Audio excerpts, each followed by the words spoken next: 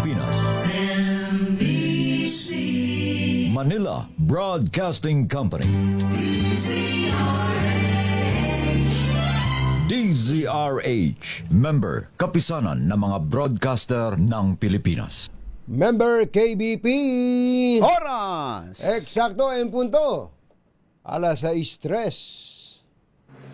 Balitang makatotohanan, balitang maaasahan. ACS Balita. Walang makakaligtas, walang makakalampas. Saan mang sulok ng kapuluan, Luzon, Visayas hanggang Kamindalawan. Basta't may balita, ipagwagwagan ng sikat na tagapagbalita. ACS Balita. Kasama ang 2x2 tandem Anthony Taberna at Jerry Baha. ACS Balita. Ang programang ito ay hatid sa inyo ng ACS Manufacturing Corporation, ISO certified, maker of world-class quality Pride detergent.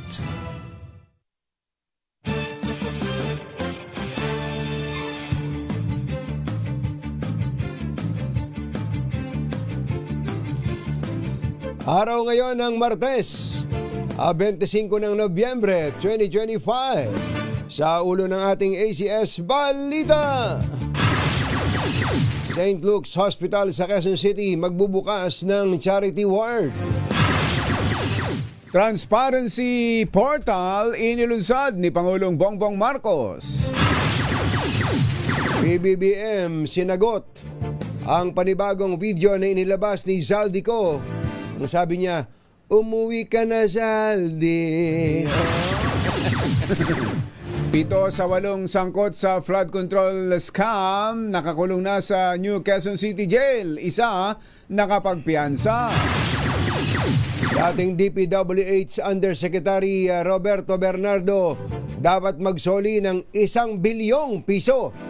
Bahagi daw po ng restitution. At dagdag bawas sa presyo ng mga produktong petrolyo. Marangkada na. Magandang umaga, Luzon, Visayas at Mindanao. Good morning, Philippines. Hello, world.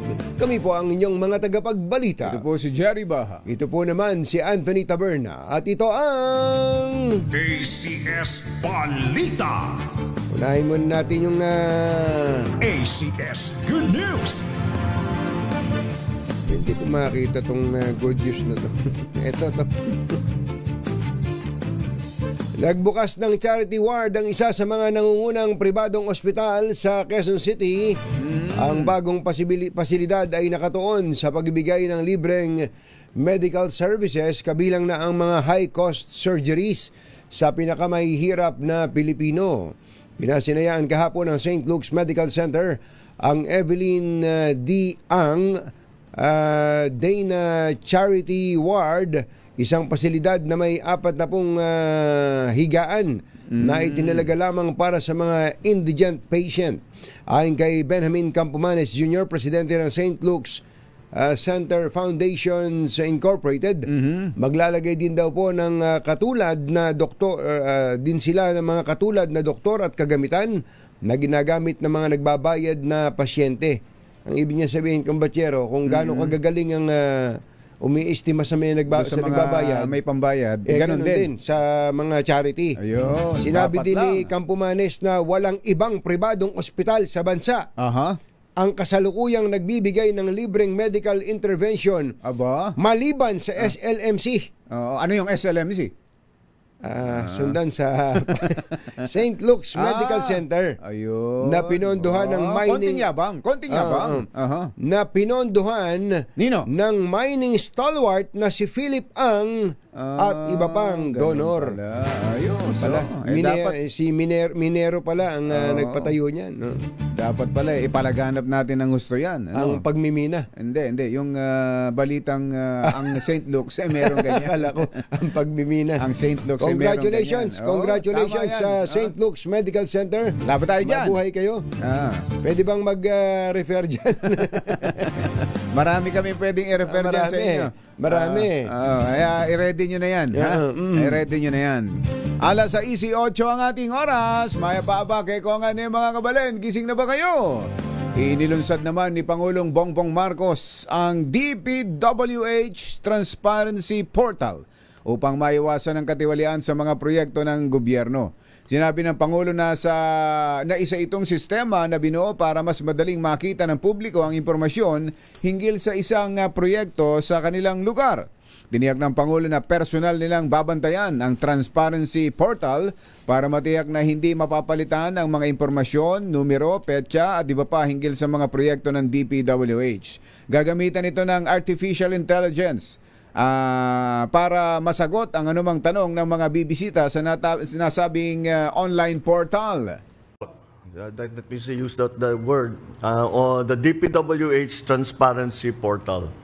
And ito ay isang sistema na ating binuo upang kahit sino, hindi kailangan opisyal, kahit sino na kung nais nilang maghanap na impormasyon tungkol sa isang project, tungkol sa project dun sa kanilang lugar, ay maaari nilang gawin. Ayun, yan po ang pahayag ng Pangulong Bongbong Marcos. Alas 6:09 na ng umaga, naimbag bigat kada kayo amin na po, agring kayo, gising na. Inamin ng Pangulong Bongbong Marcos si dating Congressman Zaldico na bumalik na ng bansa at harapin ang kaso laban sa kanya. Ayon sa Pangulo, kung may naisabihin si Ko ay dapat itong umuwi at patunayan ang kanyang mga naging revelasyon online. Sagot ito ng Pangulo sa panibagong akusasyon ng dating mambabatas na sangkot siya sa insertion sa pambansang budget at tumanggap ng bilyong pisong kickback. Mahaba nang naging mga usapan natin tungkol sa fake news. Anyone can go online and make all kinds of claims and say all kinds of things. Paulit-ulit. But there's it means nothing. For it to mean something, umuwi siya rito. Harapin niya yung mga kaso niya. Kung meron siyang gusto sabihin niya. Malalaman naman ng tao yan eh. Patunayan. But come home. Come home. Ba't ka nagtatago sa malayo? Ang tinig ng Pangulong Bongbong Marcos, matatandaang inisyohan na rin ng arrest warrant si Zaldico dahil sa pagkakadawit nito sa flood control scandal. Samantala, nasa kustodiya na ng Bureau of Jail Management and Penology ang 8 opisyal ng DPWH Mimaropa na sangkot sa kaso ni dating Congressman Zaldico na may kinalaman sa flood control scandal. Ayon sa BJMP, mananatili ito sa kanilang detention facility sa QC habang hinihintay ang kanilang arraignment sa November 27 and December 2. 7 sa kanila ang voluntaryong sumuko sa CIDG habang isa naman ang inaresto ng NBI. Samantala, tanging si Juliet Calvo lang ang pinayagang makapagpiyansa ng 90,000 pesos habang ang iba ay naharap sa non-bailable na kasong malversation of public funds through falsification. Alas 6:12 ng maga, Engineer Tony Nanggel, 6:12 in the morning. Lakyam chap dihun. Mga kabayan kong Filipino-Chinese, gising na, tanghali na. Naniniwala si Senate President Pro Tempore Ping Lacson na hindi dapat bumaba sa 1 bilyong piso ang dapat na isauli na pera sa gobyerno ni dating Public Works Undersecretary Roberto Bernardo. Sinabi ni Lacson, chairman ng Blue Ribbon Committee, nag-apply si Bernardo sa Witness Protection Program, ngunit dapat ay isoli muna nito ang nakuhang pera sa gobyerno dahil sa mga maanumalyang proyekto. Paliwanag ni Lacson, ibinatay niya ang kwenta sa kanyang personal na assessment. Una rito, sinabi ni Senator Win Gatchalian na nakahanda si Bernardo na magsole ng pera sa pamahalaan bilang bahagi ng restitusyon. Based on what we have gathered ng kanyang participation, huwag siyang bababa ng 1 billion na isa sa uli. Sa tingin ko lang wala akong pinagbabasihan. Based on my personal information ng participation niya, dapat hindi siya bababa ng restitution in the amount of 1 billion pesos. Pero sir, di ba mababa pa rin yun? Well, nag-apply siya sa Witness Protection Program. Pagka sa assessment ng DOJ, ng Witness Protection Program, kailangan magsoli siya ng ganon. Mag-uusap sila. Sir, good enough ba yung 1 billion? Di ba mali? Sabi ko, at least. Baga minimum, pinakamababa yun. Pwedeng 10 billion, pwedeng 20 billion. Basta hindi bababa. Hindi bababa. Yun naman, hindi naman sinabing yun lang ang isosole. Yun ang floor price. Kumbaga sa auction. Alas 6:14 ang ating oras. Masantos siya kabasan at sa kayo namin nagbangon gila. Marangkada na ang panibagong dagdag bawas sa presyo ng mga produktong petrolyo. Sa magkakahiwalay na abiso ng mga kumpanya ng langis, 60 centavos kada litro ang taas presyo ng diesel, 1.30 sa gaas o kerosene. Samantala may 20 centimos naman na rollback sa kada litro ng gasolina. Ang naturang price adjustments ay bunsod daw po ng pagtaas ng US reserves at ang pag-atake ng Ukraine sa Russian oil installations. Alas 6:14 na ng umaga, susunod! Tito Boy! Uy, si Vice President Sara Duterte. Meron daw,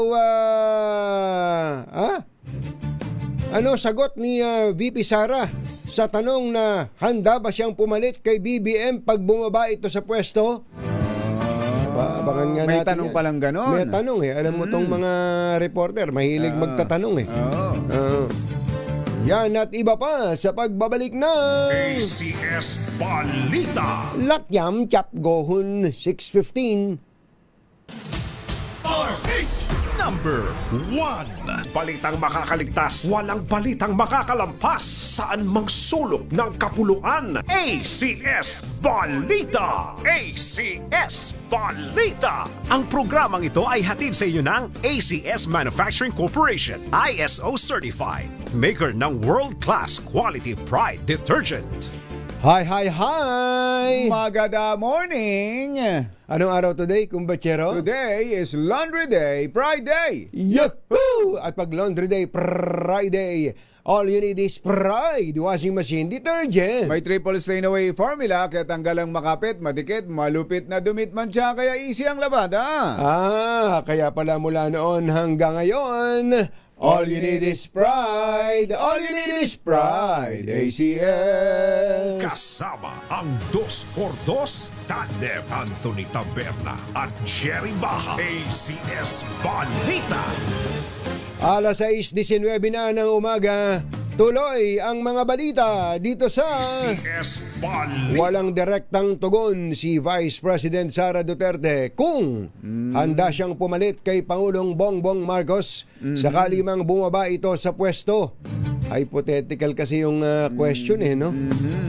Tapos talagang pag sumagot ka. Sa batas siya naman talaga. Matik naman yun Matik naman Sa sinasaad ng saligang batas, yung constitutional succession. Totoo naman yun. Kaya hindi na kailangang sagutin.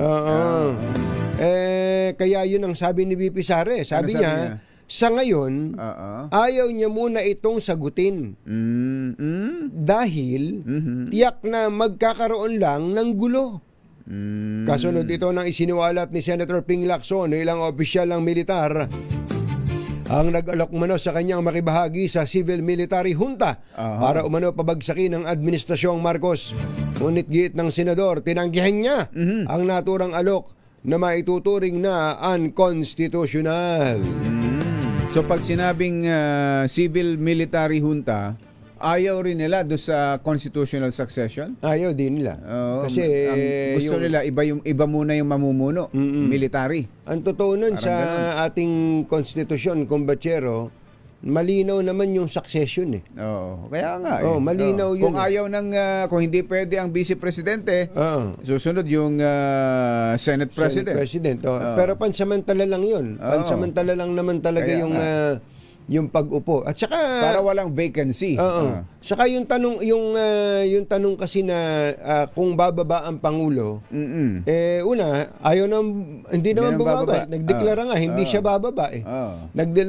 Maliban na lang kung pupersahin mo siya. Nakalagay din naman sa konstitusyon kung Bachero, kung kailan lang magkakaroon ng vacancy sa Office of the President. Una, pagkusangang bumaba. Una siyang nagbitiw, o kaya siya ay namatay. Ayan, o kaya ay naging baldado. Yan. O kaya naman sinabi incapacitated. Tama. So halimbawa sinabi ng kabinete niya na may sertifikasyon ng kabinete niya that the President is unable to discharge his functions as President. Pwedeng alisin muna siya sa pwesto o siya po ay ma-impeach. Hindi yung impeach sa House lang. Kailangan siya removed by impeachment court. Impeachment court. Yun po yung mga tinatawag na vacancy. Dahilan para magkaroon ng vacancy. Correct.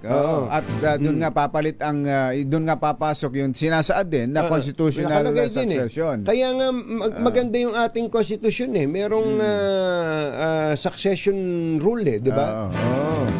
Kumbaga, nakagayak na. So kahit na ayaw pa sagutin ni VP Sara yan, at talagang nagkaroon ng vacancy sa Office of the President, matik. Siya ang uupo. Kaya lang, sa ayaw at sa gusto niya. Pero meron kasing, naalala ko kasi nung araw kong Bachero, merong isang binubuyo. Vice President. Pero umayaw. Umayaw yung Vice President, kaya lumakas ang loob ng Presidente na huwag kumalas. Ayun. May mga gano'n naman. May gano'n naman. Alas 6:22 ang ating oras. Handa naman daw tumugon ang PNP sakaling magpalabas ng red notice ang International Criminal Police Organization o Interpol laban kay dating presidential spokesperson Harry Roque.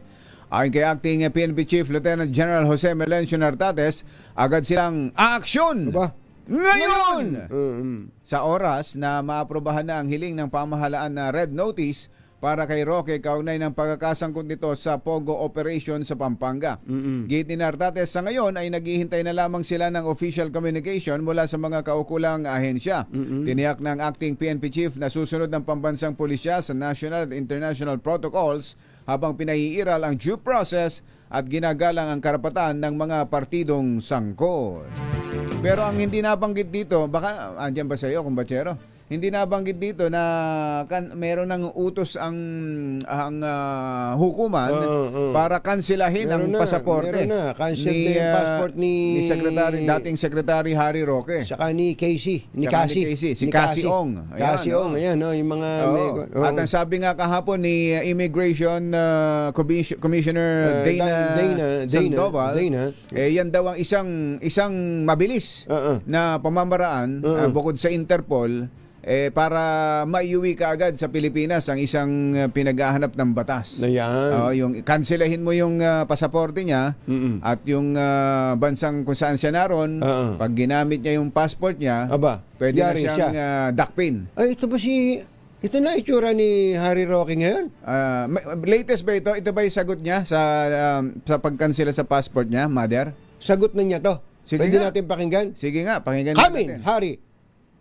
Narito pa rin po ako, malaya, isang asylum seeker, at nagsasabi, let's continue to pray for my personal safety, my freedom, for Tatay Digong, for BP Sara, for the Philippines, and for Marcos Jr. Pagdasal po rin natin siya, natanggapin na ang kanyang karamdaman at magbitiw na sa pwesto dahil ang kinakailangan ng buong Pilipinas.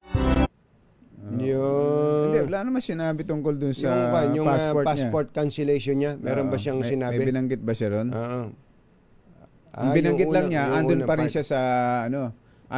siya sa Netherlands. Tama nga, nag-a-apply ho siya ng asylum dun. Asylum siya. Sa isang asylum, ang dahilan mo dyan, kapag ikaw ay ginigipit yung persecution ng iyong sariling bansa. Ayan, baka sabi niya, ginakasuhan ako, ginigipit ako. Ayan, may sinabi si Pablo dyan kami ginigipit sa kabi-kabila. Ayan, tama. Pero yung bang isinampang kaso sa kanya panggigipit ng pamahalaan. Yun ang dapat na patunayan ng pamahalaan sa Netherlands. Magbigay ng mga ebidensya na hindi ginigipit yan. Kaso yan eh. Ito yung kaso sa kanya. May na-convict pa nga dyan. Yun. Sa katunayan nga, convicted na yung mga kasama niya dyan. Ito, si Attorney Harry Kamin.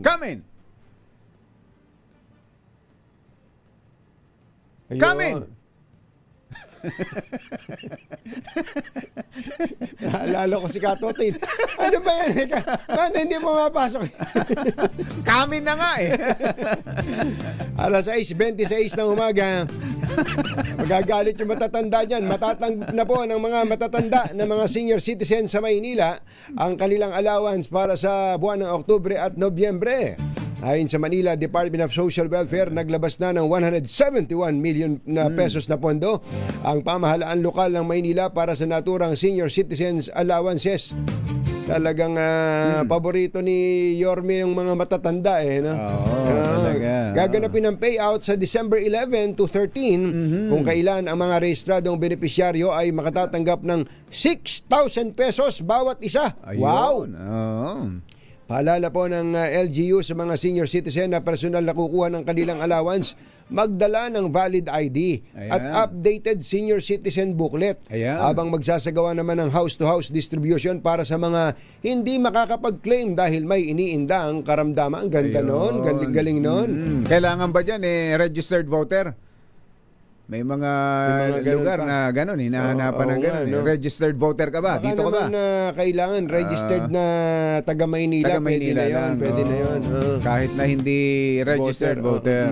Yun. Samantala, ipinatutupad na ang 24/7 operation para sa pag-release ng mga kargamento sa Pair Cargo Warehouse Facility sa Pasay. Sa anunsyo ng Bureau of Customs na layunin ng 24/7 na operasyon na matiyak ang tuloy-tuloy at mas mabilis na paglalabas ng mga kargo. Epektibo ang bagong schedule simula pa noong November 20. Kailan? November 20, 2025. Para matiyak ang epesyente at tuloy-tuloy na paglalabas ng mga kargamento mula sa pasilidad. Sa pamamagitan nito, inaasahang maiibsan ang pagkaantala at mas bibilis ang daloy ng mga produkto at materyales. Magtatakda ng maximum suggested retail price o MSRP ang Department of Agriculture para sa karne ng baboy, sibuyas at carrots simula sa susunod na buwan. Ito para maiwasan ang paglobo ng presyo ng naturang mga produkto bago pa ang peak holiday season. Ayon kay Agriculture Secretary Francisco Tiu Laurel Jr., target ng DA na itakda sa 370 pesos per kilo ang MSRP para sa imported liempo at 340 pesos naman para sa imported kasim at pigi. Samantala, 120 pesos kada kilo naman ang ipinapanukalang MSRP para sa local at imported na white at red onions, habang 120 rin per kilo sa imported na carrots. Naghatid ng kabuuan ng ating ACS Balita. Ito po si Jerry Baha. Ito po naman si Anthony Taberna. Kasama ang 2x2 tandem Anthony Taberna at Jerry Baha. ACS Balita. Ay, sa mga taga-barangay Keisyo, Pabahay, Keisyo. Meron palang ganyan. Marami sigurong merilo dyan na Keisyo. Keisyo, Pabahay, Santa Maria, Bulacan. Ay, Kong Ador. Plato, hindi ba tagay Kong Ador? Santa Maria. Santa Maria. Lakasan na ninyo. Kong Ador. Ang yung radyo. Ma'am Girlie, lagi rin nakasubaybay. May bahay ni Kong Ador. Si Kong Doming Mariano, lakasan nyo na rin ang inyong radyo. Andyan din ba si Kong Doming? Sa Santa Maria si Kong Doming. Dahil may mamimigay po ng salapi dyan at iba pa. At siyempre, kung gusto mong manalo ng mini component ay dapat alam nyo ang word of the day. Ang ating word of the day ay verbena. Oras po natin, Achi, ahya, Mr. Jalamtang. Uy, sakto. Laktiampo 6:30 na ng umaga. Balitang makatotohanan, balitang maaasahan. ACS Balita. Ang programang ito ay hatid sa inyo ng ACS Manufacturing Corporation, ISO certified, maker ng world-class quality pride detergent. This time check is brought to you by Yan, samantala po naman. Humahataw, humahagupit, lumalatay na komentaryo sa himpapawid. 2 por 2. Walang takot sa paghimay sa masalimuot na isyu ng bayan. 2 por 2. Humahataw na mga balita at impormasyon. 2 por 2. Ating damhin, ating lasapin ang hagupit na 2 por 2. Sinuspende ng Department of Finance ang lahat ng field unit at kaugnay ng operasyon ng BIR kasunod ng reklamo hinggil sa mga letter of authority o LOA at mission orders na inisyu ng mga tauhan nito para iharas ang mga negosyante at mga taxpayers. Kaya na. Sinabi ng bagong BIR Commissioner Charlie Mendoza. Wow, si Kaloy Mangulabnan. Parang si Kaloy ito. Kaloy! Charlie Mike. Tatahi-tahimik Charlie ka, Mike. Charlie Mike. Nasa BIR ka na pala. Ayon kay bagong BIR Commissioner Charlie Mendoza, walang LOA at MO ang dapat gawin, iimprenta, lagdaan o ihain sa panahon ng suspensyon. Ang temporary suspension ay dapat i-apply sa lahat ng tanggapan ng BIR na sangkot sa audit at field operations, kabilang ang large taxpayers service, revenue regions and district offices, assessment divisions, VAT audit units, at Intel, intelligence and special operations. Yun. Tugon daw po ito ng Department of Finance at BIR sa mga hinaing ng mga taxpayers at mga negosyante at mag-file ng resolution si Senator Erwin Tulfo na humihiling sa Senate Blue Ribbon Committee na imbestigahan ang tinawag niyang money-making scheme sa BIR na kinasasangkutan ng LOA at mission orders. Isyu ng bayan, katotohanan. 2 por 2. Pag maitim ang balak, magtago ka na. 2 por 2. Si Jerry at si Anthony, narito na. 2 por 2. Hahataw ng todo, urado ka. 2 por 2. Ang katotohanan, dala nila. 2 por 2. Walang sinasamba pali, maniwala ka. 2 por 2. Hataw ng gusto, tol, umasa ka. 2 por 2. 2 por 2. Hi. Maganda morning. Magandang umaga, Bayan! Ito po si Anthony Taberna. Ito po si Jerry Baha. Muli pong sama sa inyo ang 2 por 2 sa umagang ito ng Friday! Yahoo! Kumusta na po kayo? Oy, lalo nating kinukumusta ang ating mga kababayan na dinaanan at dinadaanan pa ng bagyong si Verbena. Verbena, nga, dyan sa Visayas. Sa Kabisayaan, sana po ay ang ginawa pala kayo. Ang ginawa pala ng mga ibang kababayan natin dyan, lalo na yung nalubog, yung niragasa ng flash floods ni Tino. Tino. Sa kalsada nila, naglagay na nasa gitna ng lubid. Nagkadkad na ng lubid, parang pinaka-lifeline rope nila. Yes, kung sakaling style ng mga nasa first responders. Para kung sakaling magkaroon ulit ng ganung pagragasa ng tubig, meron man lang silang makakapitan. Yun. Ang tindi nun. Yung palang makita mo palang na nagkakadkad ng ganung lubid, traumatic na yun, kumbatsero. Sobra kumbatsero. Kaya nga, lagi at lagi bumabalik sa gunitan natin yung salitang masdan mo ang ginawa mo.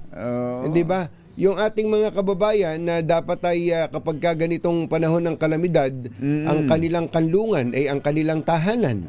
Sapagkat nandun sila, safe place mo yun eh. Safe Safe haven. space mo yan eh, yung tahanan. Pero dahil nga po sa mga palpak na mga proyekto ng pamahalaan, pinagkakitaan ng mga magnanakaw, doon po pumapasok yung kaapihan. Api na nga, naapi palalo ang ating pong mga kababayan, especially pagka po ganitong may kalamidad. Ayan. Oo, siyempre, ang gobyerno natin may mga ginagawa ngayon. Sana hindi pa huli ang lahat. Paghahabol, pagpapakulong. Sunod-sunod, ang Pangulo, siya mismo ang nagre-report ngayon sa bayan. Kahapon ay ipinakita pa kung paano ipinasok sa bagong Quezon City Jail. Oo nga. Yung mga taga DPWH. Yung mga, ito yung mga, ayan. Yan ho yung mga taga Mimaropa. Mimaropa, yes. So itong mga unahong nakasuhan at na-issuehan ng arrest warrant ay may kinalaman dyan sa flood control project sa Nauhan Oriental Mindoro. Wala pa yung dito sa Bulacan. Wala pa. Dito sa Bulacan tayo nagngit-ngit ng husto eh. Actually, kumbatsero, yun nga din yung ipinagtataka natin. Ba't kung bakit nauna pa itong nauhan. Okay naman na nauna sila. Wala rin naman problema doon. Pero dapat ay kung maaari kasabay na. Dapat kasabay o kaya na, mas nauna yun. O kaya mas nauna pa yung Bulacan sapagkat galit na galit tayo dun sa ghost projects eh. At andun mismo may mga nagsalita, may mga nagpatotoo. May mga nagbigay ng mga testimonya. Eksakto. Na kung magkano lagayan, ipinakita kung gaano karami yung perang nasa lamesa. Kaya nga tayo lalong nagngit-ngit. Hindi po ba mga kababayan dahil po sa salapi na nandoon? May mga dati nga may mga maririnig kang kababayan natin na pag nakahawak ng 5,000 piso, sabi, oy, meron ganun. Naku, ngayon lang ako nabigyan ng ganitong ganitong nakahawak ng ganitong salapi. Ito kung ilan daan-daang bilyon ang nakalatag dun sa lamesa, kumbatsero, na nakaatado at may kanya-kanya ng pupuntahan, kumbatsero. Tapos, yung mga involved doon, sila pa testigo ngayon. Sila'y gustong-gustong maging testigo. Naguunahan maging testigo. Parang silang lahat ay walang sala. At mukhang nag-aalok ng kung magkano isosoli nila. Ano na nangyari? Saka po, mabuti pa nga sa Nauhan merong project dyan may parting nasira. Hindi naman lahat ay nasira. May project. Doon sa ilang bahagi ng Bulacan, wala talaga walang project at umamin po mismo yung mga tinanong na hindi nila talaga. DPWH, contractor, umamin. Hindi ba yun shoot na yun? Dapat yun ang unang nakasuhan. Yun ang dapat na i-deliver dito sa bagong-bagong Quezon City Jail. Isyu ng bayan, katotohanan, 2x2. Binabati pala natin. Happy birthday. Ka-Annabel Tapalya. Birthday nyo ba? Ay, Ate Annabel Tapalya. Happy birthday. Maaga lang daw siyang nagising. Binabati ni Ate Annabel Tapalya si Ka-Erds Cudera ng happy birthday today. Tatay Erds. Happy birthday. At, Laba tayo dyan. Wala bang handaan? Wala daw. Matanda na raw siya. Hindi na raw siya naghahanda. Masamang tao lang ang takot sa dalawang to. Kaya kung maitim ang balak, magtago ka na. Anthony Taberna, Jerry Baha, 2x2. Maya-maya, meron tayong kakausapin. Sapagkat galit na galit si Senator Raffy Tulfo no isang araw Bakit? Bakit na naman? Senator Raffy, masyadong magagalitin. Sa bagay, pambihira ko namang makita si Senator. At least sa nakikita natin sa mga hearing sa Senado, na hindi siya galit. Mas madalas galit siya. Pero ang tanong, may batayan ba yung kanyang galit? Ang galit na galit po kasi siya dahil, tama ba Yuel, merong isang proyekto dito sa Bulacan na ginawa, inumpisahang gawin nung panahon ni dating Pangulong Noynoy Aquino at natapos nung panahon ni dating Pangulong Rodrigo Duterte. At pagkatapos ngayon, may isang portion yata na nasira. Andito ba? Sige nga, papakinggan nga natin si Senator Raffy Tulfo. Senator Raffy Tulfo. Napatunayan na patsi-patsi lang ginawa, someone has to resign. Are you willing to resign? Challenge taken. Good. Mr. President, may we request that instead of that the NIA administrator refer his answer to me so that I can Okay. place it on record. The NIA administrator, upon the challenge of Senator Tulfo, yes, he said, one, they're willing to go to the site and inspect it, and And of two, course, we're going to bring experts, engineers, independent.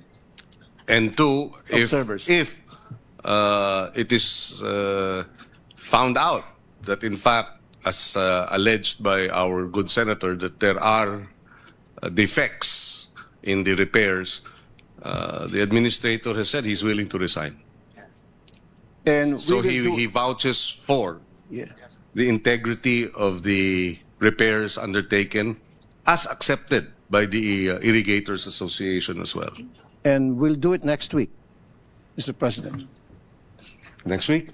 Challenge accepted. Very good. Thank you. Ayan po ang bahagi. Meron palang hamunan na gano'n. Nagkakahamunan na. At mamaya makakausap natin ang hinamon. Parang tawag ng tanghalan. Mother, naalala yung tawag ng tanghalan. Ang dating kampyon, ang hinamon. Ang hinamon. Kakausapin natin mamaya ang hinamon. Sabi niya, challenge accepted di ba? So willing siyang mag-resign. Si NIA Administrator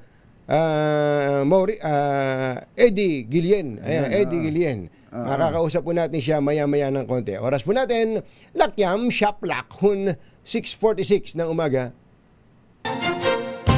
Katonying at Ka-Jerry, Anthony Taberna, Jerry Baha, ang samahang pinatibay na ng panahon. 2x2. 2x2.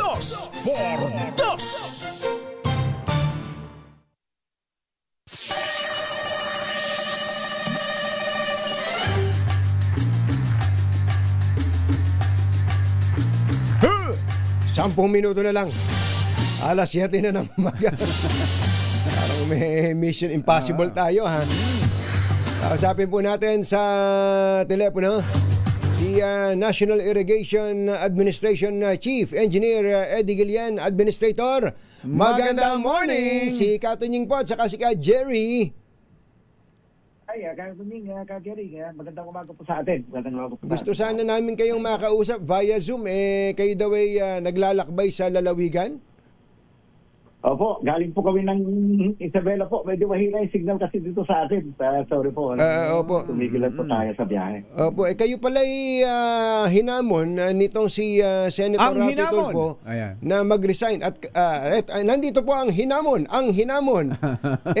Nag-call daw kayo. Call. Parang sabi, call. Sige, resign. Ano po bang magiging batayan ng resignation o hindi resignation? Well, alam niyo po kasi tungkol po ito doon sa Bolo Dam natin, sa San Miguel. San Miguel, Bulacan. Opo, kasi po ito ay, bigyan ko na kayo ng konting background ng project. 2014 ito sinimulan, natapos po ng 2022. Nagkaroon kasi ng damage yung siphon, yung irrigation section na itong dam na ito noong 2022. Nung bumagyo po ng Carding yata yun, na bagyo, napansin natin may nag-leak doon sa kanal sa Plume. Teka muna, ba't napakatagal pong ginawa nito? 2014 hanggang 20, 8 taon ang construction po niyang dam na yan? Opo, alam niyo naman kasi siyempre yung budget sa NIA, hindi naman binubuhusan yan, pakunti-kunti. So, every year, nilalagyan po nila ng budget yan, At dalawang component actually po ito. Isang yung high dam, yung dam mismo, at saka yung irrigation facility, yung mga irrigation canal. So, inaabot po ng ganoon katagal kasi yearly ang budget. Hindi naman yung pag nag-release kasi ng budget sa NIA, ito na, tapusin mo na. Hindi naman ganoon. Ito may pinapakita kaming video, itong Bulo SRIS South Main Canal. Ito ba yon? Yung parang tulay? Parang tulay eh. Parang tulay ng tubig. Tulay ng tubig? Flume po ang tawag yan. Opo, parang tulay po yan. Naka-elevate po yan. Yun nga pala. Ang nangyari po kasi dyan, siyempre natapos noong 2015 yata yan, sinimula ng 2014 yung flume. Yung section na yan, ano po, hindi naman na-test ng NIA yan kasi nga 2022 na natapos yung dam. So para kasi yung parang hose at saka parang hose nga, ayun, sasabihin ko. Hindi natapos yung sa Gripo Buna, kaya hindi na-test ng NIA yan. Nung natapos po ng 2022, anong bumagyo, umapaw yung, so nakita na may leak, So, yun ang pinaayos po natin. Ang sinasabi ko kay Senator Tolfo po, yan ay pinaayos natin na maganda, nilagyan pa natin ng bakal sa loob. Kaya sigurado po ako na, but anyway, tinapos po nirepair po ng contractor yan, nang wala pong ginastos ang gobyerno. Hindi ho yung, ang alam kasi ng ating mahal na senator, may 60 million na ginastos na pinondohan ulit. So ito, back job, parang back job po, admin? Yes po, ang budget po kasi ng NIA bilang GOCC, ang classification po niyan sa GAA ay MOOE. So ang pagkakaalam ng ating senador, yan ay para sa maintenance. Pero hindi po yon. Yung po yung mismong budget nung kanal na yan noong 2014, yung 50 million na sinasabi niya. So yun yung budget ng itong budget nitong parang aqueduct no? Itong kanal, itong pinaka-hose na ginawa ninyo, bukod pa hindi ho ito kasama do sa construction budget ng mismong Bulo Dam? Kasama po lahat yan. Kasama rin. Kasama po dyan. Yes, mga 800 million po yan eh. Ang yung kabuuan. Kabuuan. At saka yung main dam, yung mismong dam na yan. So, yung section na yan na ginawa ni Pahati noong 2014 ay halagang 50 million po yan. Pero capital outlay, hindi po siya maintenance. Again, ay inuulit ko po, ang classification kasi ng lahat ng GOCC. MOE. MOE. Ang pagkakaalam. So na-damage, ginawa ulit ng contractor at no cost to the government. So, pero ano hong naging question doon ni Senator Rafi na naging dahilan para magalit siya? At hamunin kayo ng resignation? Sabi naman po niya, baka yung hindi daw maayos ang pagkagawa. Sure po ako dahil ni-retrofit po namin yan eh. Nilagyan ako namin ng steel plate sa loob ng kanal. 100% sure po ako na yan ay naayos po yan. Kahina-hina daw ng bagyo, nasira. Ang totoo po niyan, dyan sa area na yan, may dumaan na rin hong magnitude 7 na earthquake noong 2022 rin, 2022. Pero nung around September, dumaan yung Carding. Pero hindi ko nasira yung yung mismong dam. Napakaraming laman po na tubig na nagsisilbi po rin po na flood control. Kailan daw ho kayong sa site inspection ng magkakasama? Sumunod po kami sa Senado po kung sabi namin kung kailan po sila available. At kami naman po kami po ang mag-a-adjust para makita rin po ng ating, hindi lang si Senator Tulfo ang in-invite natin, pati si Senator Pangilinan, sila Senator Gatchalian, para po makausap din nila yung mga farmers doon. Matanong nila kung ano pa ang problema, Mauobliga tuloy silang maputikan yung paa nila. Nagamon sila. Pumunta sila ngayon dyan. Opo. Ande, ito, tinitingnan ko yung katakot-takot nga pala, nung kailan ba kayo naging NIA administrator, engineer? Bali, 2023 na po, last week of December 2022. 2022, end of 2022, inabot nyo pala tong lindol na magnitude 7, Typhoon Carling, signal number 4, Typhoon Egay, signal number 4. Malalakas pala ang lindol, bagyo. Pero ang point lang natin dito, nung nasira yung portion nung sinasabing project, ay ginawa nung kontraktor, walang ginasta ang gobyerno kahit piso. At ang sabi nyo, ang pagkakagawa matibay. Pag pinuntahan po ni Senator Raffy Tulfo, ay wala siyang makikitang sira. Ugain man niya. Ugain man niya. Itulak man niya yan. Kahit na mahaba pa buhok ni Samson. Hindi po masisira yan. Yes po. Again, itong 2022, minalos nga yan. Di ba? Nandiyan yung magnitude 7 na kahit i-search nyo po yan. Mga July siguro, 2022, magnitude 7 ang lindol yan. Tsaka lately lang, itong typhoon Egay, Toksori, di ba? O signal number 4 din, 2025 na yan po yan. 2023. Toksori, signal number 4 din po yan. Pero yung ating mga infrastructure po namin, dapat natin maintindihan. Nasa frontline po kami, kumbaga, no? Dahil pag bumagyo, nandyan yung dam natin, yung kanal natin, yan din na nagagamit na parang drainage. So, naka-frontline yung ating mga infrastructure. Hindi, pero Administrator, ano po yung picture na pinapakita ni Senator na sira? Well, yan po ang inaalam po natin, sir, no?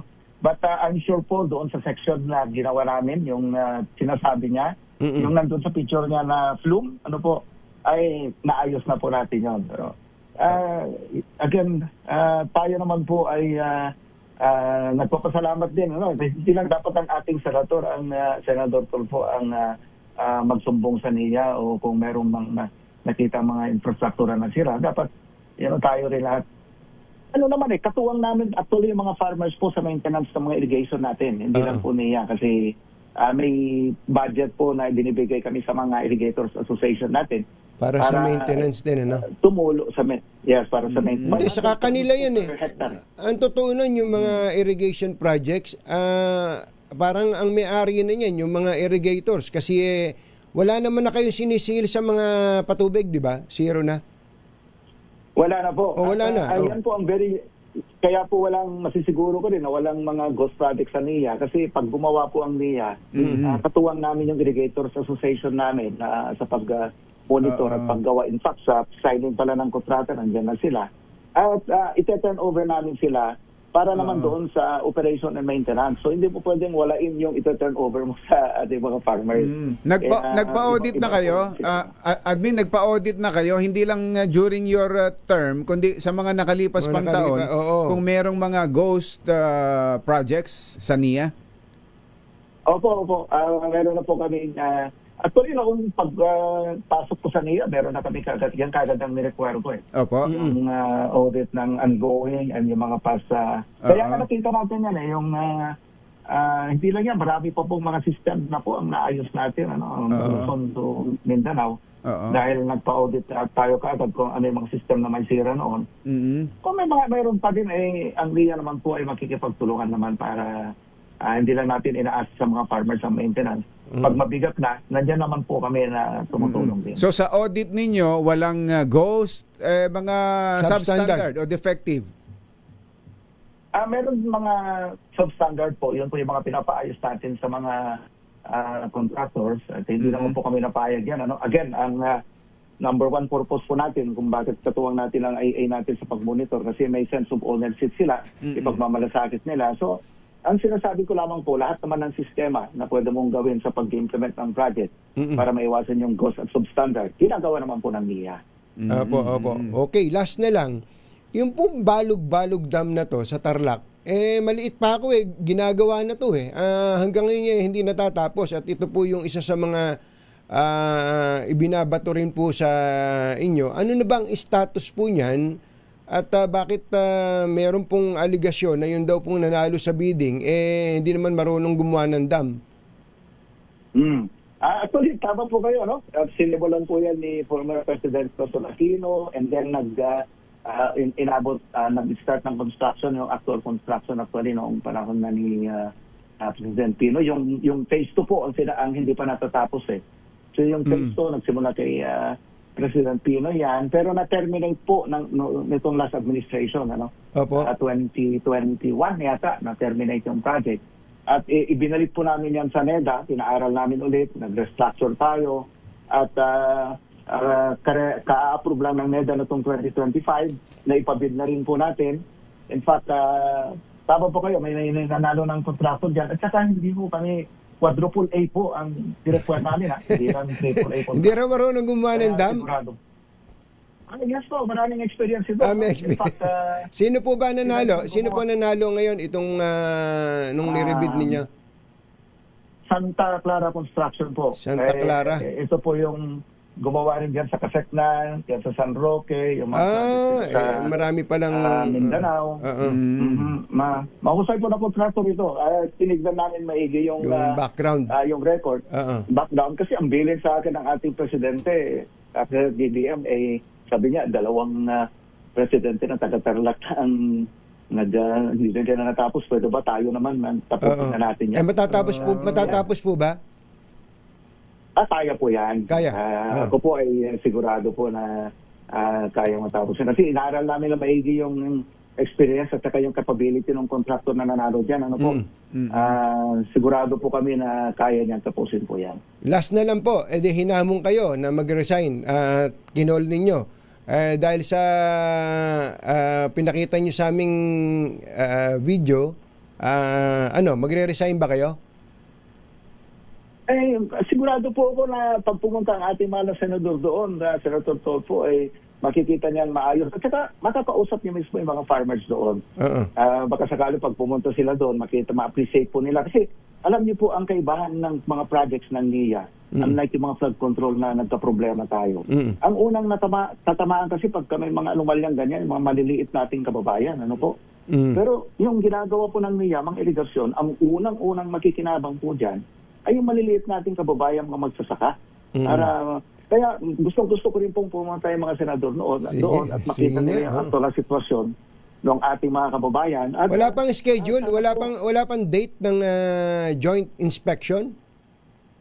Iniintay po namin yung pasabi po nila. Basta po kami sumulat na sa kanila kung anong araw po sila available, anong oras, kami po ang mag-a-adjust. Sabi niya last week, this week, di sana matuloy na this week at nang matapos na po ito at nang makapagtrabaho na po ang mga taga-NIA. Administrator, salamat po sa inyo. Magandang umaga po. Thank you, Admin. Magandang salamat. Just check nga po. Kaya naimbagabigat. Naimbagabigat ko. Apo, kabagay. Senator Loris Gillian. Hindi, Eddie. Eddie. Masamang tao lang ang takot sa dalawang to. Kaya kung maitim ang balak, magtago ka na. Anthony Taberna, Jerry Baja. 2 por 2. 2 por 2. Flash Report. Flash Report! Sunog! May sunog. Saan yan? RH5 Al Gonzales. Kamingol! Ito'y dito lamang sa kahabaan ng Mindanao Avenue dito sa Quezon City.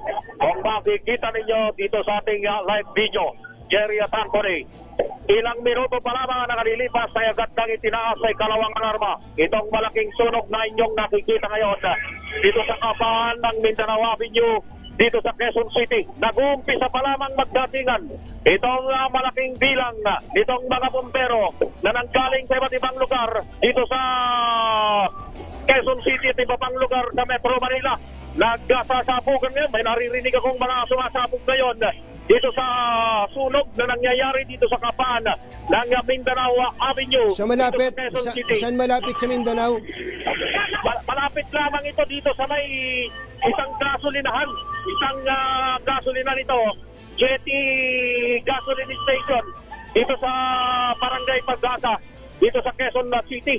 At malaki na itong bahagi. Mas malapit ito sa Congressional Avenue. Ganun ba? Medyo malapit na. Malapit na doon sa kasi may overpass may overpass, may footbridge ako nakikita Oo. Yun yung overpass. Actually, Anthony at Jerry, itong lugar na ito ay pangalawang beses ko nang ginover na nasunog itong lugar na ito, pero mas malaki ngayon itong sunog na nangyayari sa mga oras na ito dahil sa malawak na hanggang dito sa katabing gusali. Aba, may malaking gusali katabi Ito, opisina ito ng Mukhang nadidilaan na ng apoy yung building. Nako, pambira. Ito yung SEAP. Catholic Educational Association of the Philippines. Gusali ng SEAP ito. At yung katabi nito na isang struktura ay nilamon na ng apoy. Ayun, malakas na pagsabog yung sunod-sunod na narinig namin dito sa lugar na ito. Yung gas station. Kung gaano kalaki. Itong apoy na ito. Itong Val, yung gas station malapit sa Yes, come again, Anthony. Yung gas station malapit ba sa nasusunog? Ito yung gasoline station mismo, isang convenience store, isang grocery store. Ito. Malapit dito, gasolinahan na mismo, pero ito, kung makikita ninyo, medyo ang pagitan ay kanto na lamang. Kanto na lamang ito. Yung pagitan, at medyo malayo naman, pero ang sitwasyon, napakadarang. Malayo-layo na ako, pero mainit. Itong nararanasan natin dito sa lugar na ito. Apektado na itong kahabaan ng Mindanao Avenue dahil sa laki nitong sunog na ito. Dahil hindi na pinatatantas dito sa lugar na ito yung galing ng North Luzon Expressway. At galing ng Quirino Highway. Quezon City. Sila ngayon yung natatraffic. Yung papuntang North Avenue. Ang nakikita kong ginagawa ngayon, ayun, may isang pagsabog na naman yung narinig. Ang nakikita kong ginawa ngayon, yung northbound ay ginawa ng 2 lane. Doon na nagsasalubong yung mga sasakyan. Magpuputukan na yung iba't ibang mga kagamitan dito sa nasusunog na ito na malapit lamang sa isang gasolinahan. Nadilaan na rin Jerry Anthony yung gusaling ating building. Ayan na nga, Nako. Pero mukhang epektibo yung firewall. Mukhang epektibo yung firewall. Mukhang epektibo yung firewall. Dapat bombahin na ng tubig yan. Correct, Ayun, kaso yung putok na naman yung naririnig diyan natin dito sa lugar na ito. Ang konsentrasyon ng mga bombero ay nandun sa may pinakaharapan. Kung makikita ninyong laglab ng apoy na ito, ay talagang malapit pa sa lugar na ito ay mahihintakutan ka. Dito sa laki ng apoy na ito na nararanasan, o itong sunog na ito na nararanasan, nagbabagsakan na rin yung iba pang mga debris dito na mayroong mga baga. Nagbabagsakan na rin dito sa lugar kung saan ako nakatayo ngayong oras na ito. So ako'y magsasagawa pa ng follow-up report dito sa malaking sunog na nangyayari po ngayon. Batay doon sa latest report ng Bureau of Fire Protection, ang sunog ay nasa 2nd alarma at mukhang ito ay may tataas pa. Third alarm na raw. Third alarm na. Ng Commonwealth Avenue dito sa Barangay Pag-asa, Quezon City. Ako si Val Gonzales, DZRH, una sa Pilipinas, una sa Pilipino. Flash Report. Nako, sunog. Yung pong mga galing sa North Luzon Expressway na pangkaraniwe, dumadaan kayo dyan sa Mindanao Avenue, dumiretso na kayo. Sa EDSA na kayo dumaan. O kaya, ayun, tama, mag-EDSA na kayo. Medyo matraffic din sa EDSA, pero mas maganda po sa EDSA kaysa dito dahil mababarahan na po itong malamang magkabilang panig yan ng Mindanao Avenue. Sandali po lamang. Kauna-unahan sa Pilipinas. NBC Manila Broadcasting Company. DZRH, member, kapisanan ng mga broadcaster ng Pilipinas. Member KBP. Oras! Engineer Tony Nanggel, Kapopoy. 12 minutes after 7. Balitang bagong-bago. Balitang dapat alam mo. Balitang magdadagdag ng talino. Dahil bagong impormasyon, makibalita. Unang-una sa DZRH. Pangunahing balita. Kasama ang 2x2 tandem nina Anthony Taberna at Jerry Baha. Araw po ngayon ng Martes, November 25, 2025. Sa ulo ng ating mga paunahing balita. Pasaporte ni na Attorney Harry Roque, Cassandra Ong at iba pang akusado sa human trafficking. Kinansila ng husgado. Roque, aapila. Interpol naglabas na ng blue notice laban kay Zaldico, dating kongresista hinihinalang gumagamit ng ibang passport. PBBM nababahala sa alagayan ng kanyang kapatid na si Aimee. Mga tinaguriang big fish na sangkot sa flood control mess, susunod na target arestuhin ng PNP. Mga akusado na naaresto at sumuko, nakakulong na. Field audit at operasyon ng BIR pansamantalang sinuspinde. At bagyong Verbena na panatili ang lakas matapos ang 3 landfall. 29 na lugar na sa ilalim ng signal number 1. Magandang umaga, Luzon, Visayas at Mindanao. Good morning, Philippines. Hello, world.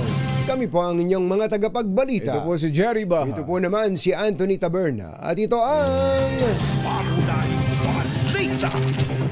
Sa detalye, napanatili ng bagyong Verbena ang lakas nito matapos maglandfall ng 3 beses. Unang tumama sa kalupaan ng Bayaba, Surigao del Sur ang Tropical Depression Verbena pasado alauna ng hapon kahapon. Sunod sa Hagna, Bohol, alas 11:30 kagabi at sa Talisay, Cebu kaninang alas 3 ng umaga. Pero sa huling bulletin ng Pag-asa, nananatili ito sa lakas na 55 kilometers bawat oras malapit sa gitna at bugso na 90 kph habang nasa coastal water na pinamungahan Cebu. Kumikilos ang bagyo sa bilis na 25 kph sa direksyong Hilagang Kanluran. Nakataas pa rin ang signal number 1 sa 29 na lugar sa bansa, kabilang sa Occidental Mindoro, Oriental Mindoro, Romblon, Northern at Central portions ng Palawan, kabilang ang Calamian, Cuyo at Cagayancillo Islands at sa mainland Masbate. Kasama ang Antique, Aklan, Capiz, Iloilo, Guimaras, Negros Occidental, Oriental, Siquijor, Cebu, Bohol, Samar, Eastern Samar, Biliran, Leyte at Southern Leyte. Gayon din sa Dinagat Island, Surigao del Norte, Northern portion ng Surigao del Sur, Agusan del Norte, Northeastern portion ng Agusan del Sur, Camiguin, Misamis Oriental, Northern portion ng Misamis Occidental at Northern portion ng Zamboanga del Norte. Pansamantalang suspendido ang lahat ng field audit operations ng Bureau of Internal Revenue sa gitna ng mga hinaing ng taxpayers. Ayon kay Finance Secretary Frederick Go, ito'y bilang tugon sa daing ng mga nagbabayad ng buwis kaugnay sa irregularidad sa pag-i-issue ng Letters of Authority o LOAS at Mission Orders. Saklaw ng suspensyon ang pagpapatigil sa paggawa, pag-imprenta at paglagda ng LOAS at MOs sa lahat ng unit ng BIR maliban na lamang sa legally mandated and urgent cases. Gate ni Go, committed ang DOF na protektahan ang mga taxpayers mula sa mga potensyal na pang-aabuso sa pamamagitan ng komprehensibong pag-aaral sa mga umiiral na pulisiya. Kinansila na ng Pasig City Regional Trial Court Branch 157 ang mga pasaporte ni na dating presidential spokesperson Harry Roque, Cassandra Ong at iba pang akusado sa qualified human trafficking case. Kinumpirma ito sa DZRH ni Prosecutor General Richard Fadulion. Ayon kay Fadulion, bukod kina Roque at Ong, kasamang kinansila ng Pasig ang RTC ang mga pasaporte ni na dating TLRC executives Dennis Cunanan, Ronaldin Baterna at Mercedes Macabasa. Ang mga ito naharap sa kasong qualified human trafficking dahil sa pagkakasangkot sa Philippine Offshore Gaming Operation o POGO Hub, Lucky South 99 at Whirlwind Corporation. Kinontra naman ni Roque ang hakbang sa pagkansila ng kanyang pasaporte at sinabing hindi naman siya isang pogante. Iginit ni dating presidential spokesperson Harry Roque na hindi pa pinal ang desisyon kaugnay sa kanselasyon ng kanyang pasaporte at meron pa siyang 15 araw para makapaghain ng motion for reconsideration. Sa video post ni Roque, binigyang diin nitong maghahain pa siya ng MR para ipakansila ang desisyon ng Pasig Regional Trial Court Branch 157. Kasabay nito nanawagan si Roque ng dasal para sa kanyang kaligtasan.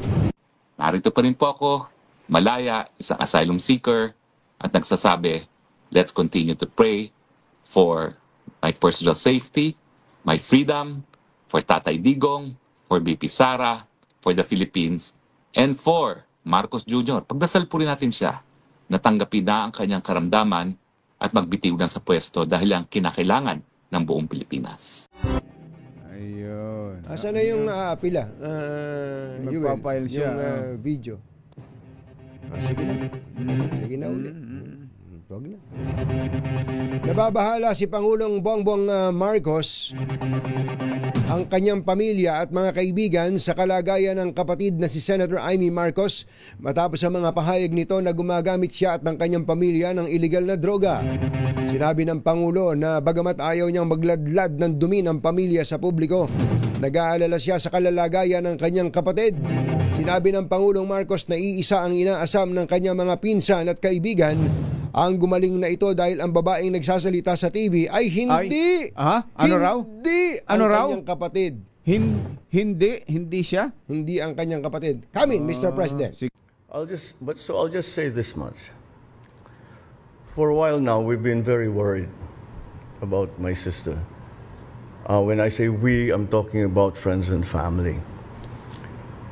And the reason that is because the lady that you see talking on TV is not my sister. And that view is shared by our cousins, our friends. Hindi siya yan. Hindi siya yan. So that's why we worry. So we are very worried about her. I hope she feels better soon.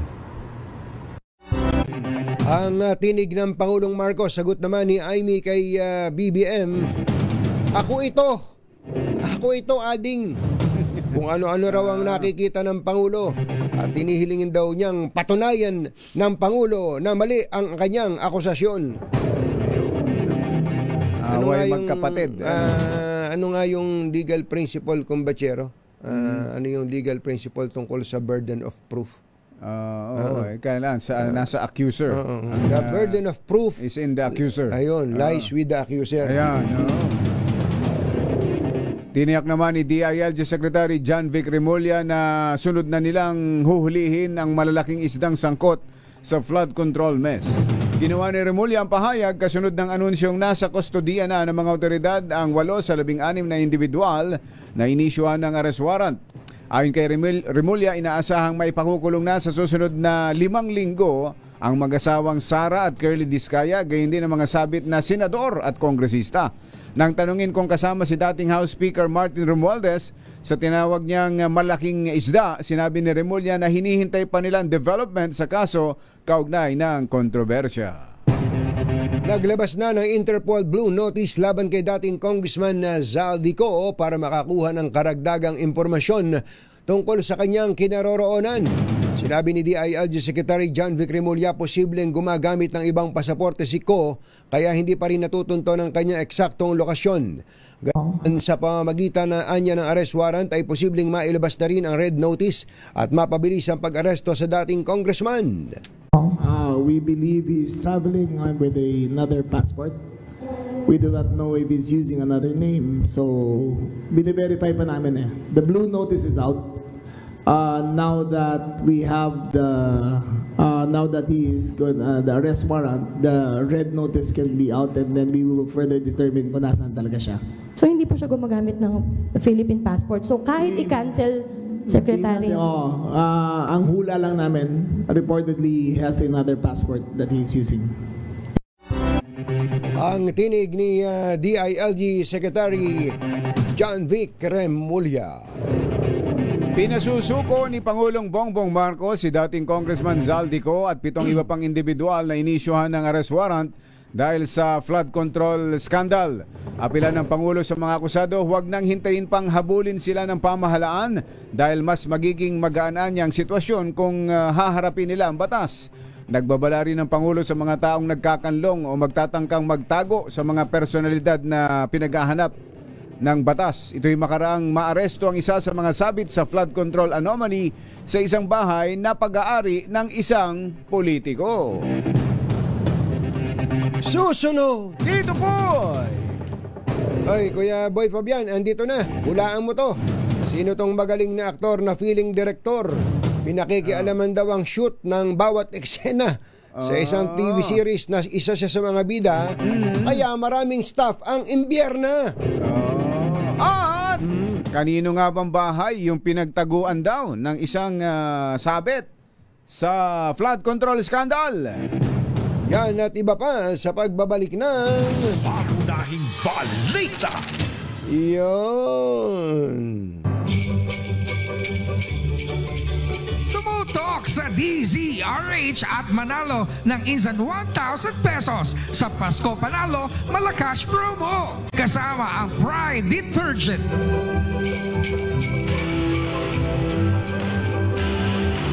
May nanalo na sa barangay K-Show. K-Show, pabahay. Meron na. K-Show. Hindi ba to Seiko? O Citizen? Patek Philip? Yan. Tayo sa K-Show, pabahay sa Santa Maria, Bulacan. Naroon si Sherwin. Sherwin! Go, go, go! Ka, Jerry, dito nga sa Barangay Kaisyo, tignan mo naman umuulan ng pagkalakas ngayong umagang ito. Dito nga sa Santa Maria, Bulacan. At dahil nasa Santa Maria, Bulacan tayo, syempre kasama natin ang tatay ng Santa Maria, Bulacan. Yan, tignan mo naman ang tatay ng ika-6 na distrito ng Bulacan, si Congressman Ador Pleito. Oh, yan, matindi This is not my father. Matindi. The one you see on the TV is not my father. He is my brother. Ayun. My brother. Gusto sabihin, ano sabi ni Nora Honor? My brother is not a Plato. Because he is adore. I adore him. Yan. Si Ador Plato. Pero natin sa harap ng bahay nila tatay. Tatay, magandang umaga. Ito talaga winner natin. Pangalan niyo po? Darlitis ko, sir. Si Tatay Carlitos, mantakin mo nakatutok sa kanyang TV. Pasok ko tayo sa inyong bahay. Huwag ko kayo mahiya. Bahay nyo ho yan. Ako po bisita nyo. Ito yung kanyang TV, oh. Kita mo, kitang-kita yung DZRH sa inyong TV. Palagi kayo nakatune in sa DZRH. Sino paborito yung announcer pag umaga? Sa Dos por Dos, si Anthony Taberna at si Jerry Baha. Si Anthony Taberna at Jerry Baha. Ito, meron kang 1,000 pesos. Yan, ha? Maraming salamat. Maraming salamat. Hawakan nyo po yung 1,000 nyo. Dahil may tumawag dahil nakita daw yung mukha niya, doon sa harapan ng bahay. Eto, may padagdag. Nagpapadagdag ng 5,000 piso! Ay, tinawa naman yan. Napakaswerte naman yan. Courtesy of Congressman Ador Pleito. Maraming salamat, Congressman Ador Pleito. Ayan, dahil nakita niyo yung mukha doon sa TV. Yung misis, ano sabi ng misis? Ano sabi ng misis? Maraming salamat po. Hindi pa ba i-entrego? Kunin na. Hindi pa ba i-entrego yan? Hindi nyo ba kukuhanin? Kukumpiskahin yung nakaabot ngayon? Ayun! Napilitan. Pusang inabot ni tatay. Ako dahil hindi lang yan, kapag nasagot mo pa yung ating word of the day, tatay, meron ka pang mini component. Maraming salamat po. Hindi po yan ang ating word of the day. Ano ang word of the day ay Verbena. Ayun. Verbena. Yan na bagyo ngayon, pero yan palang verbena ay isang klase ng halaman na namumulaklak.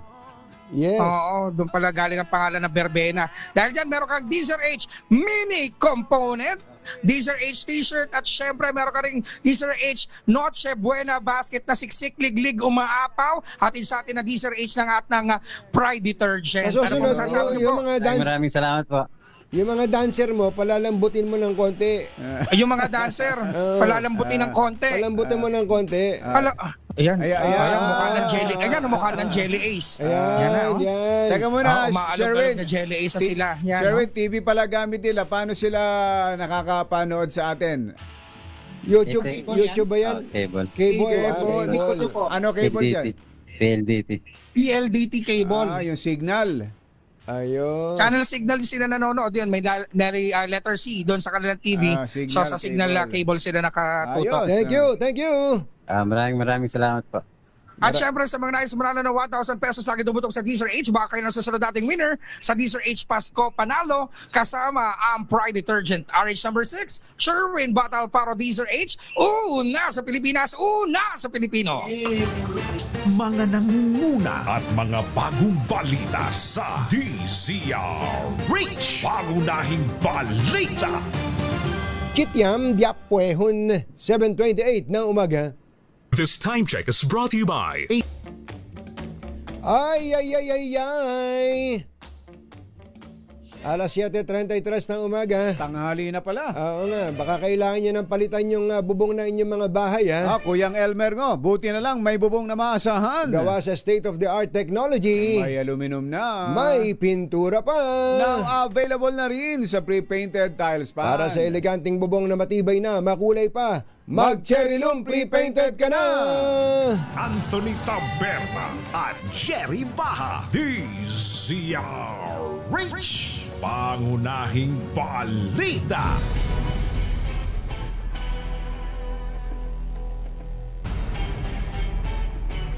Ang tagal nang inirereklamo nito.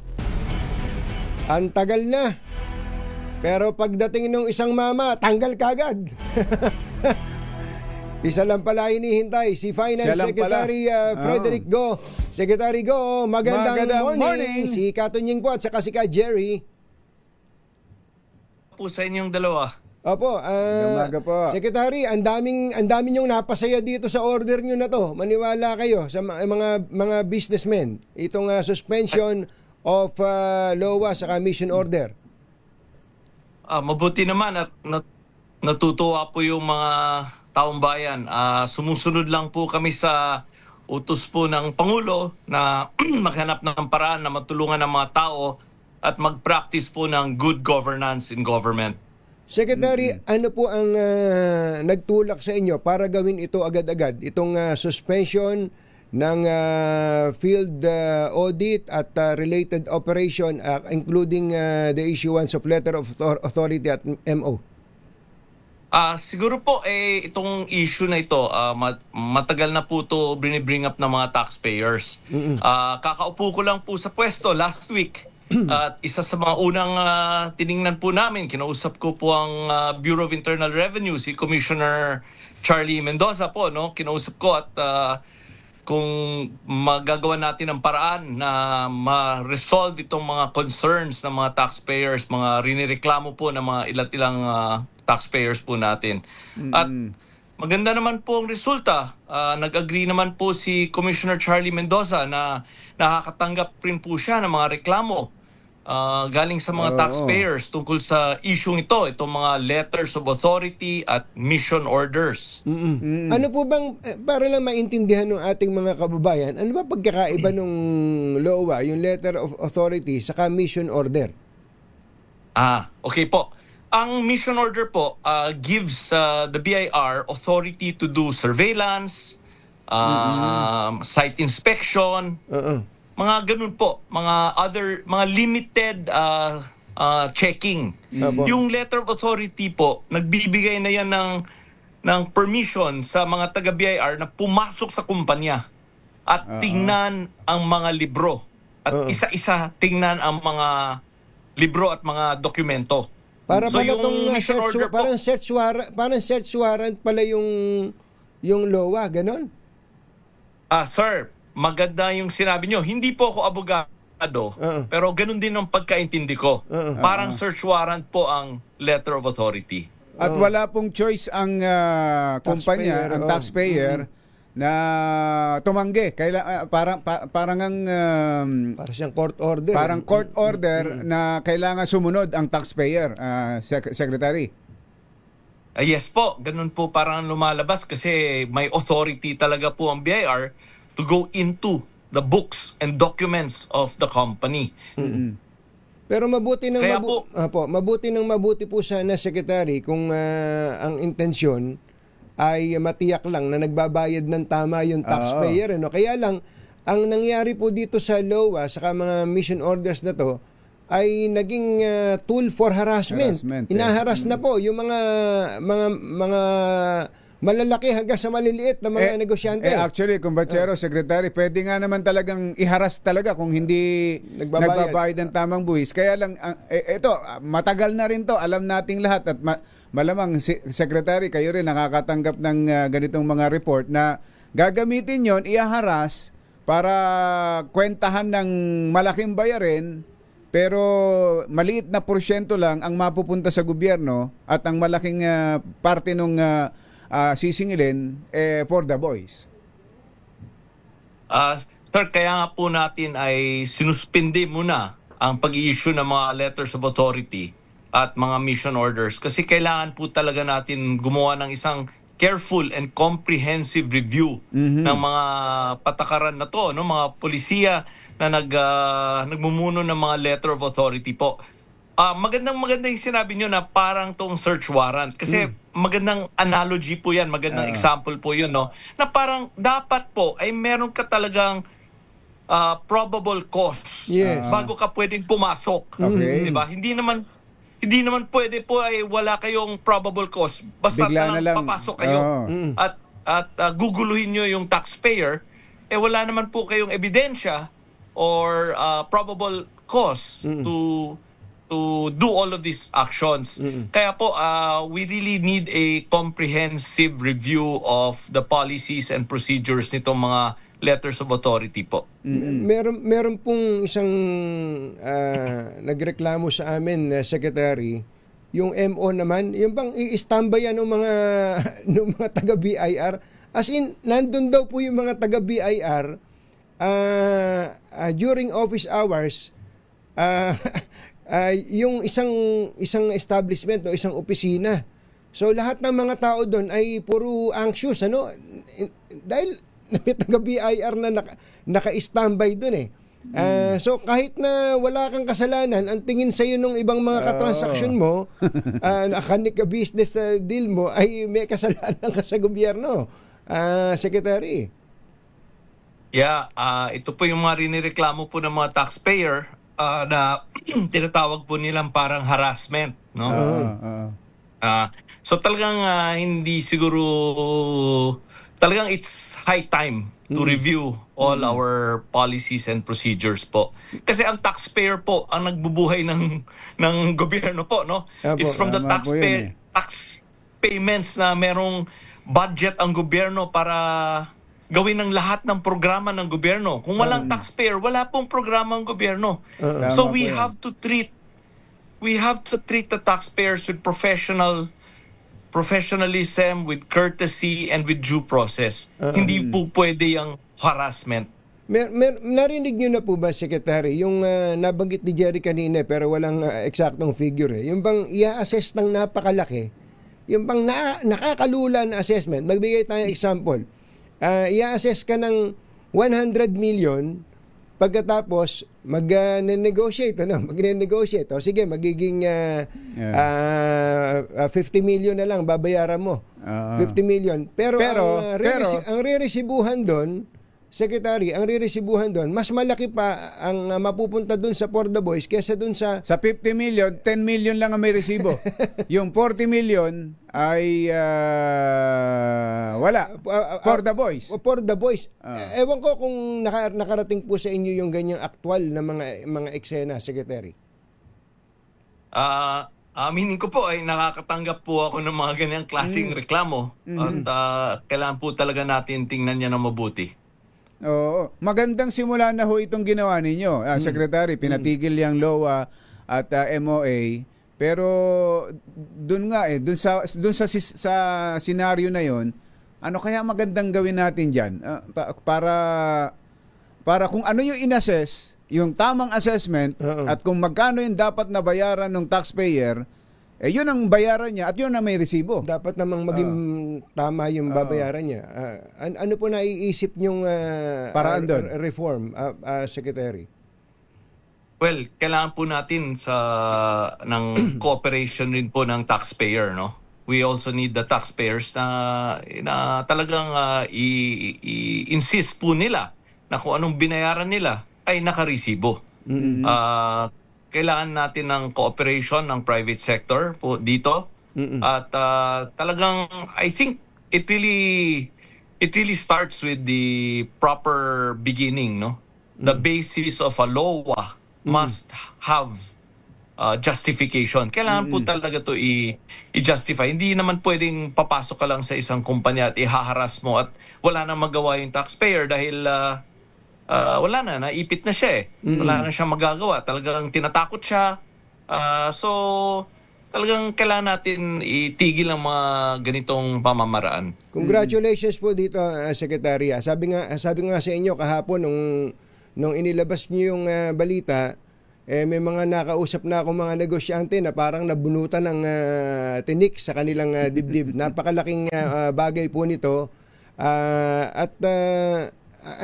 Pero yung follow-through, kumbachero, importante rito. Kasi yung pagpapatigil, matitigil lang eh. Kung tigil lang, parang suspended lang eh.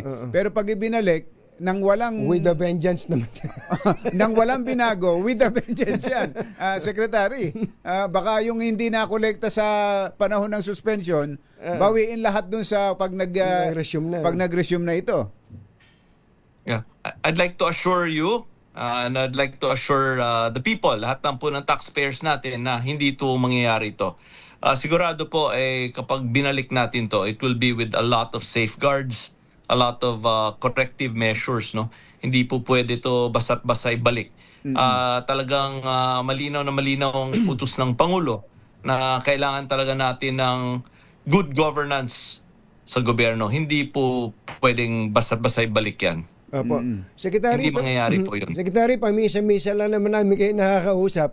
May tatanong na rin ako sa inyo. Meron pang isang nirereklamo yung mga negosyante na parang nadamay sila dito sa problema ng flood control scandal. Yung limit ng BSP na 500,000 pesos lang yung no questions asked kapag ka magdideposito ka o kaya magwi-withdraw ka ng pera sa bangko. Wala ba kayong naiisip na mga parang win-win solution man lang dyan para po naman mas gumanda ang transaksyon sa negosyo? Unang-una, I agree, marami na po narinig na reklamo rin tungkol dyan, no? Masyadong restrictive po yung limit na nakalagay. Pero pangalawa po, this is under the purview ng Central Bank, ng Bangko Sentral, at kailangan po natin silang kausapin para matingnan po nila ito. Naniniwala po ako na nakatanggap rin sila na maraming reklamo tungkol dito at maraming suggestions na dapat siguro i-adjust yung limit na yan po. Kung pangatlo po, sa pananaw ko, masyadong mababa ang limit at nahihirapan ang ilat ilang mga negosyo at mga ilat ilang tao na talagang kailangan nila sa everyday needs nila po, no? Lalo na yung magpapasweldo sa mga tao, no? Cash on cash. Yes po, marami kasi pong negosyo na ang pagsusweldo sa tao ay talagang ginagamit po nila ang cash as the primary method ng pagdidistribute po ng sweldo. Wala naman po silang e-banking at ayaw rin po nila ng e-banking kasi yung mga ginagastos nila hindi naman lahat tumatanggap po ng e-banking. Cash pa rin talaga.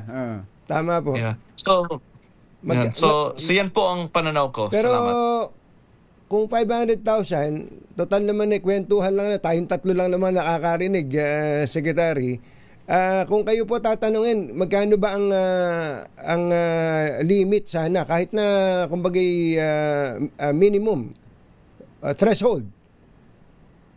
Kung pagbibigyan niyo po ako, ayoko pong unahan yung Central Bank ay baka po Pwede ba 2 million? Pwede ba 2 million? No? 2 million, okay?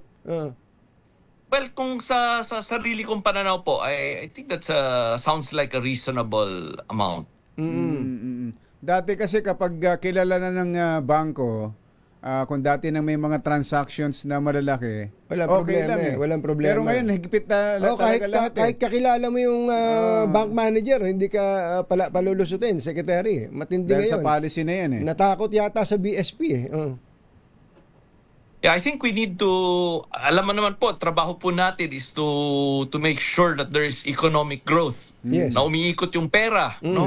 At talaga naman ay marami tayong naririnig na reklamo tungkol dito. So, first chance I get na i-discuss to sa central bank governor po, I will take the opportunity to do so.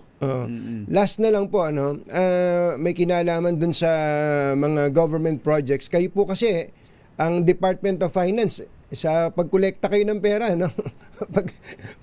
Pag-iipon ng pera, kayo ang in charge sa paghahanap ng pera para may magagastos ang gobyerno.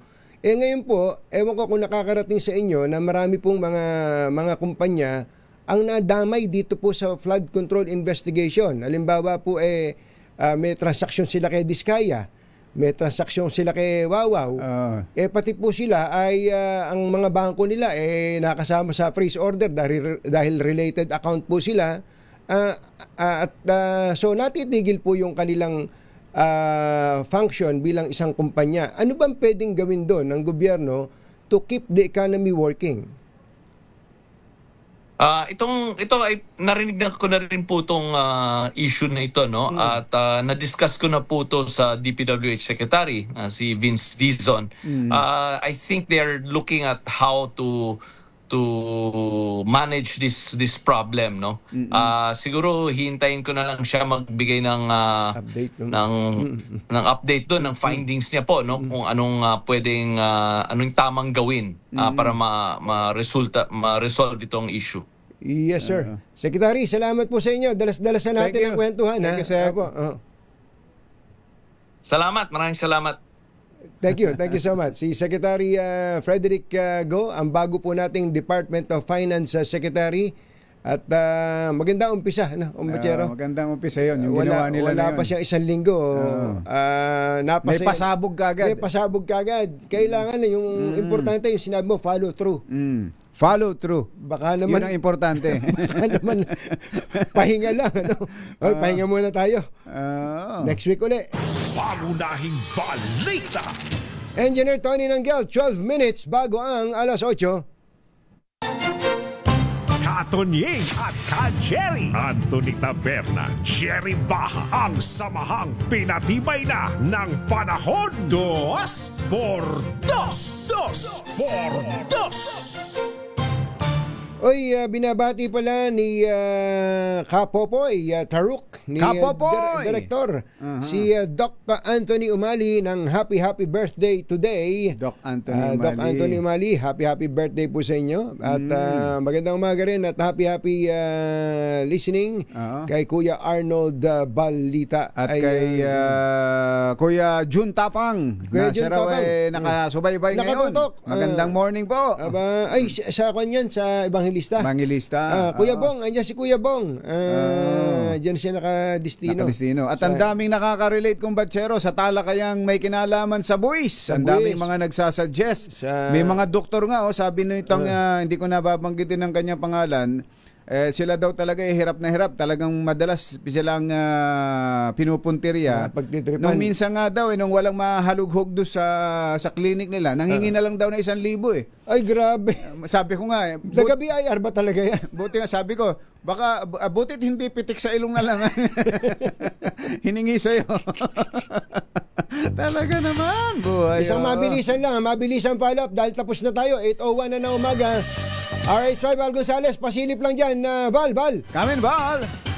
Nagsasagawa pa rin ng pagpulak itong mga tauhan ng Bureau of Fire Protection dito sa nangyayaring sunog dito sa Project 6 Mindanao Avenue dito sa Quezon City. Nailigtas yung gusali, yung nandito sa aking kanan dahil lumakyat na kami dito sa yung may firewall.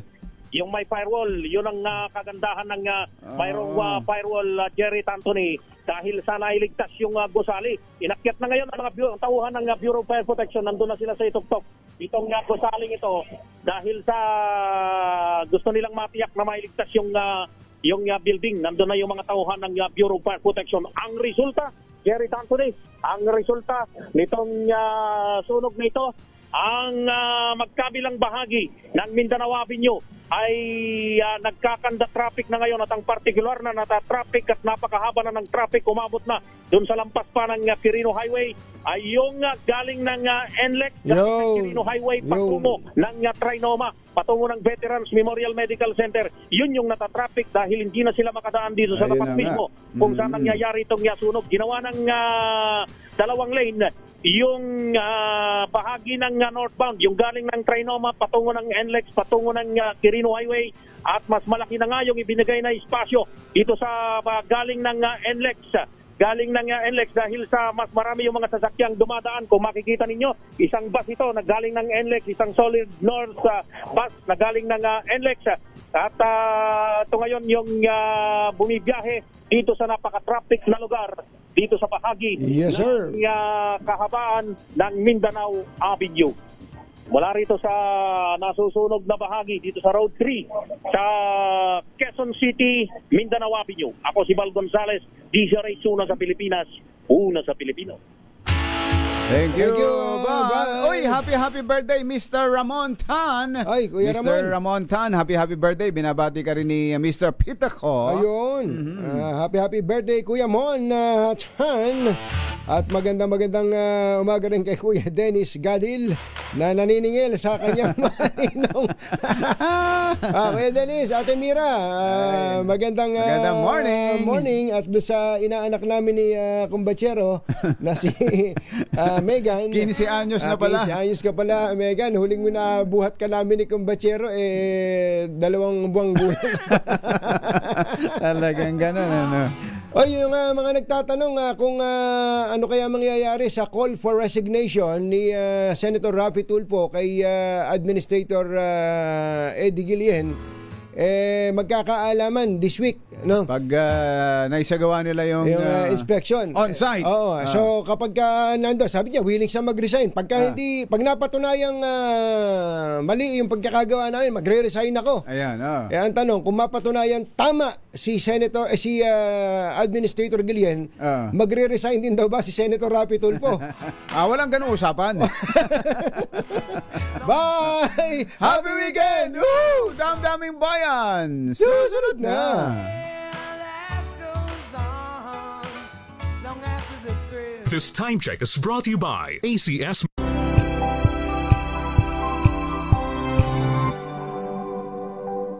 Wow, ang saya. Isang barangay na labada, puro mancha pa. Goodbye, pahinga. Mommy,